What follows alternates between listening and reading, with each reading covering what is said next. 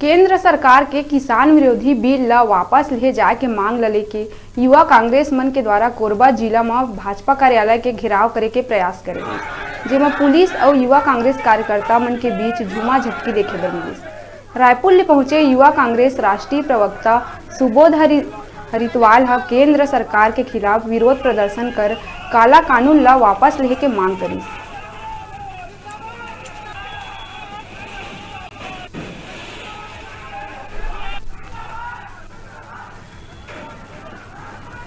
50 दिनों से भारत के अन्नदाता किसान दिल्ली की बॉर्डरों पर बैठे हुए हैं।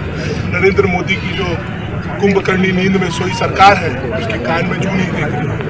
यूथ कांग्रेस के राष्ट्रीय अध्यक्ष श्रीनिवास जी और हमारे प्रदेश अध्यक्ष कुमारी जी के निर्देश पर हम लोग पूरे प्रदेश में और पूरे देश में भारतीय जनता पार्टी के सांसदों और भारतीय जनता पार्टी के कार्यालयों का घेराव कर रहे हैं। केंद्र सरकार की जो किसान बिल के विरोध में बीजेपी कार्यालय के घेराव की सूचना थी, इस संबंध में यहाँ पर उन्होंने टीपी नगर में 5 मिनट बैठ के धरना दी और धरना शांतिपूर्वक संपन्न हुआ।